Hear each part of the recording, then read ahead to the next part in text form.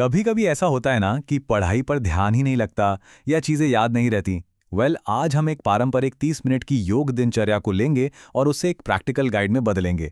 एक ऐसी गाइड जो ठीक इसी प्रॉब्लम को सॉल्व करने में मदद कर सकती है। तो चलिए, इस गाइड में आगे बढ़ने से पहले योग के सबसे फाउंडेशनल प्रिंसिपल मतलब उसके मूल सिद्धांत से शुरू करते हैं। ये एक श्लोक है प्राचीन पतंजलि योग सूत्र से। अब ये सुनने में थोड़ा मुश्किल लग सकता है ना? पर इसका मतलब बहुत ही सिंपल और पावरफुल है। योग का असली गोल है मन में जो लगातार ये उतार चढ़ाव चलते रहते हैं ना, बस उन्हें शांत करना। तो आज हम क्या क्या कवर करने वाले हैं, ये रहा हमारा रोड मैप। हम योग के क्यों से शुरू करके उसके कैसे तक जाएंगे, ताकि मेंटल क्लैरिटी के लिए इसे कैसे इस्तेमाल करना है ये समझ सकें। ठीक है, तो चलिए अपने पहले सेक्शन पर चलते हैं और समझते हैं कि योग का असली मकसद आखिर है क्या। ऐसा समझिए कि हमारा मन एक समुद्र की तरह है और ये जो चित्तवृत्तियां हैं ना, वो लहरों जैसी हैं। हमारे थॉट्स, हमारी यादें, इच्छाएं। अब होता क्या है कि जब ये लहरें बहुत ज़्यादा हो जाती हैं तो हम बेचैन, स्ट्रेस्ड फील करते हैं और कॉन्सेंट्रेट नहीं कर पाते। योग का असली काम ही यही है, इन लहरों को शांत करके मन में स्थिरता और शांति लाना। अब मज़े की बात यह है कि इस शांति को पाने के लिए योग के पास सिर्फ एक तरीका नहीं है, बल्कि एक पूरा का पूरा टूल बॉक्स है। देखिए, प्राचीन ग्रंथों में इस प्रैक्टिस को 7 हिस्सों में बांटा गया है और हम आज जिस रूटीन की बात कर रहे हैं वो खास तौर पर स्टूडेंट्स को ध्यान में रखकर इसी टूल बॉक्स से कुछ सबसे असरदार टूल्स को चुनकर बनाया गया है।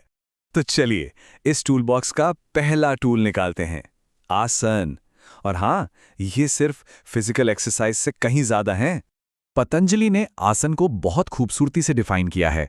उनके मुताबिक एक असली योगिक आसन वो है जिसे स्थिरता मतलब स्टेबिलिटी और सहजता मतलब कंफर्ट दोनों के साथ होल्ड किया जा सके।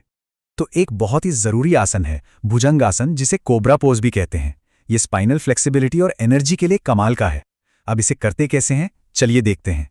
वो स्थिरता और सहजता वाला प्रिंसिपल याद है ना, वो यहाँ एकदम फिट बैठता है। पोज को रिलीज करने से पहले इसे आराम से कुछ सांसों तक होल्ड करना है। ठीक है, अब अगला आसन है पश्चिमोत्तानासन या सीटेड फॉरवर्ड बेंड। ये मन को शांत करने और बॉडी को एक बढ़िया सा स्ट्रेच देने के लिए एक और पावरफुल पोज है। यहाँ पर फोकस एक सस्टेन्ड रिलैक्सिंग स्ट्रेच पर है। इसे बताई गई ड्यूरेशन के लिए होल्ड करें, रिपीट करें और इससे बॉडी का जो भी तनाव है वो धीरे धीरे कम होने लगता है। तो आसन के बाद अब टूल बॉक्स से अगला टूल निकालते हैं, प्राणायाम मतलब अपनी सांस पर कॉन्शियसली कंट्रोल करना। ये तकनीक मन को बैलेंस करने के लिए जानी जाती है, जिससे फोकस और क्लैरिटी दोनों बढ़ते हैं। इस रूटीन में इसके 10 से 12 राउंड्स करने की सलाह दी जाती है। इसके बाद है एक ऐसी प्रैक्टिस जिसका मन पर तुरंत शांत करने वाला असर होता है। इसे कहते हैं भ्रामरी प्राणायाम या हमिंग बी ब्रीथ। इसमें सबसे खास है वो हमिंग साउंड। ये साउंड सच में ध्यान को अंदर की तरफ ले जाने में हेल्प करती है और बाहर के डिस्ट्रैक्शंस को काट देती है। इस रूटीन में इसके 5 से 6 राउंड्स बताए गए हैं। और अब फाइनल टूल, इन सभी प्रैक्टिसेस को ध्यान यानी मेडिटेशन के साथ इंटीग्रेट करते हैं ताकि फोकस को सही मायने में ट्रेन किया जा सके। और मेडिटेशन शुरू करना कोई मुश्किल काम नहीं है। 10 से 15 मिनट की प्रैक्टिस स्टार्ट करने के लिए यहाँ 3 बहुत ही सिंपल और एक्सेसिबल तरीके हैं। इस ओरिजिनल रूटीन में एक बहुत इंटरेस्टिंग बात कही गई है कि सिर्फ 21 दिन तक इन टेक्निक्स की प्रैक्टिस करने से एक बहुत बड़ा एक सिग्निफिकेंट चेंज आ सकता है। तो अंत में बस एक सवाल सोचना है कि 21 दिनों का फोकस किसी की जिंदगी में क्या बदल सकता है।